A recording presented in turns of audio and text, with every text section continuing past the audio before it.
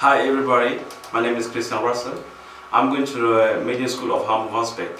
I'm a trainee at Top Africa Radio. So today we're going to talk about the 3rd African Youth Education Award with my partner Janina J. Thank you, Christian. My name is Janina J. I'm attending the School for Leisure Time Management and therefore I do my internship at Top Africa Radio. Like Christian told you already, we're here today to talk about the African Youth Education Award, and therefore Mr. Desmond John Beddy is here with us. Mr. Beddy is the CEO of Top Africa Radio and he's also the main organizer of the African Youth Education Award. So, thank you. Mr. Beddy, we already prepared some questions for you, but first we would like you to give us a short summary of what the Youth Education Award is. Basically, one must not necessarily be at the very top to be able to contribute his quota or his quota to the development of a given society at a given time. What do I mean by that? The African community, judging from our academic performance, let's say 30 years back, and today we are not performing very well as a community. In that respect, some of us thought it wise to at least put some measures in place to break this retrogressive development. That means, let's say 30 years back, we had a lot of Africans in Germany who have studied, who have academically of learned trade. But today, if we look at the fraction of our population, we have less of these people. So we are trying to put some system in place that will motivate more of our children to be able to take tertiary education seriously or learn a trade. That is all the African youth education is all about. Okay. So Mr. Desmond Beddy, how did it all start? Basically, to be sincere with you, we noticed this problem some time back. But I once had an interview with the Ghana ambassador, Mr. Paul Kinayena, and I was asking him a lot of questions as to what the ambassadors are doing here in Germany. Are they also helping? What are their policies? Yeah? And to be sincere with you, I asked several questions. He asked me only one question. He said, Desmond, what have you also done for your people? Sincerely speaking, this question was so heavy. What have you done? You've asked him 1,000 questions and he asked you one question and said, what have you also done for your people? So I think based on this, I noticed, okay, good. Where do we have the biggest problem? Where do we have the biggest challenge? And that is basically the area of education. So I told him, sir, is it possible for us to do something for the youth, and particular about education? He said, why not? If there's any good concept, we would do it. So we came, look at the concept, I tried to develop something, discussed it with a few friends like Angelo Akapo, Imasi, and Hawa, and they all felt, yeah, we can do something. We started, it is not as good as it is today, but that is how the whole thing started. Yeah. Okay. Okay. I hope I'm answering your questions. Yes, you do. So, do you was able to reach some targets with the project already, and do you have more targets you want to aim with the project? Definitely yes. I personally believe in moving, making mistakes, correcting them, and keep getting better. So we started this thing 2011. That was the first time. And then when we initiated it, there were a lot of questions we, even organizers, were not able to answer. But as times develop, we try to correct our mistakes and try to get better. I hope I've answered your question. Yes. Okay, and which communities did you reach already, and are there more you want to reach because you couldn't as yet? Yeah, definitely it comes back to the target group. The goal of the project is to reach the entire African community. But by virtue that I'm a Ghanaian, and some of the organizers too, like Imasis in Nigeria, Angelo is from Togo, Hawa is from Mali. True that these communities are more on board as compared, but as times develop, we've been able to move more forward. But I think one thing we're talking about also is what exactly is the African Youth Education Award all about. One, it is about awareness, that we try to develop a concept, whereas every year we talk about education in our various communities. Yeah, that is, we have these posters. If the strength is there, we have them all over Germany. People will discuss it and ask, what is it about? So indirectly, we talk about education. Now, the second factor will be in the cost of organizing these events. What happens is that we bring these children there, yeah, these children who are maybe in the 10th, 11th, 12th, 13th class, we invite them to the event. These children, by virtue of seeing their brothers and sisters with whom they go to disco, with whom they go to the church, mosque, being celebrated, they are also motivated to also try to say, if Eddie, with whom I play around today, is being given an award by the Ghana ambassador, Nigeria ambassador, Congo ambassador, then this time, next year around, next 2 years, I also want to be there. The other one is that we intend to celebrate our children. We say any African child who is able to gain admission into the university or able to learn a trade, being a carpenter, a painter, a bank, yeah. So provided you've learned something, we are going to honor you. And these children we bring every year, try to jubilate them. Wir sagt man das auf Deutsch? Wir sagen, die sind cool. Yeah, because the trend is that our children are in between, trying to say, if you play football, you are cool. If you sing, you are cool.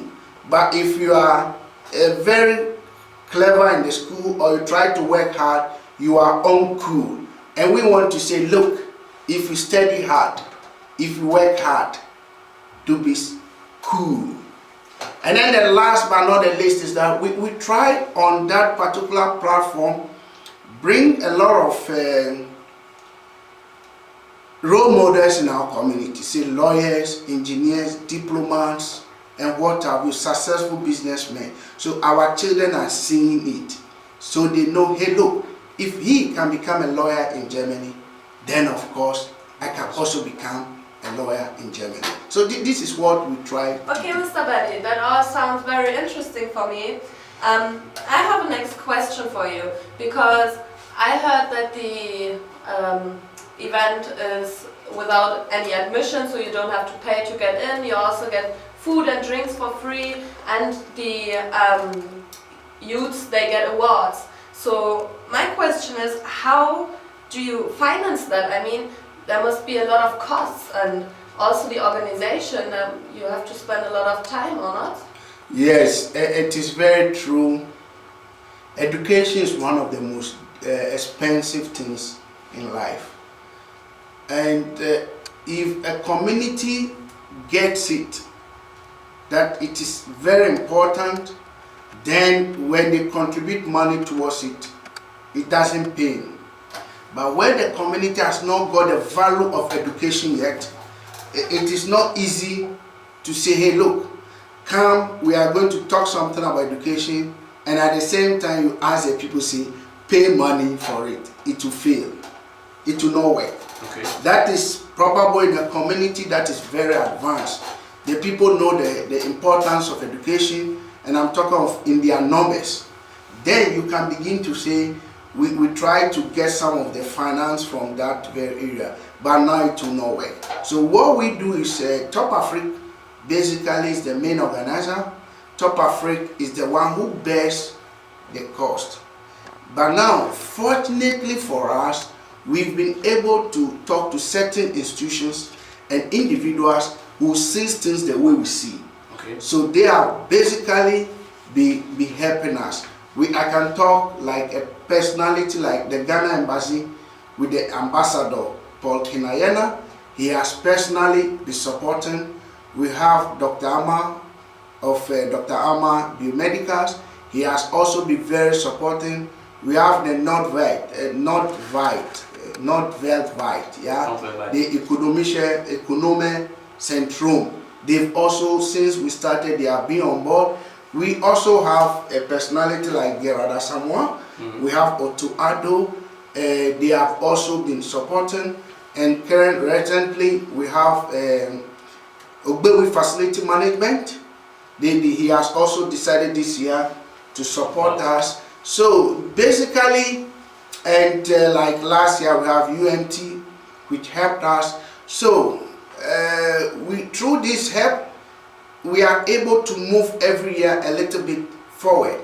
And we believe that if the church should take its sole responsibility, you mean the African if the African churches, yeah, they have the majority of the people, and most of these children are coming from these very churches, and the mosque, of course. The moment they begin to take their sole responsibility, I don't think organizing this thing will be the sole responsibility of Top Africa alone. But do you handle sometimes with some difficulties during the organization? In life, there is nothing that goes so easily.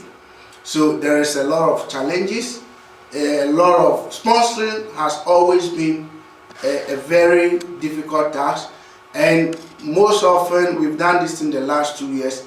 The motivation for the school children or the people who are about to study was not that big. But this year, willingly, we shall be providing 10 tablets. Okay. So I think in a way, we are moving gradually forward. We will not have the world for them, but at least we have a token to say, look, it is worth it.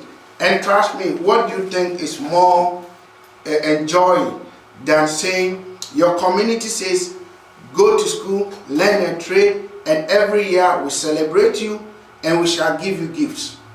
I mean, very nice. So the challenges are there, but we should just keep looking at what is ahead of us. So when is the event taking place? We are fortunately to be doing it mostly in October, around the end of October, and this year we are doing it on the 19th of October at the Abad Shefazal, that is Handelskammer, or just take it the Rat House.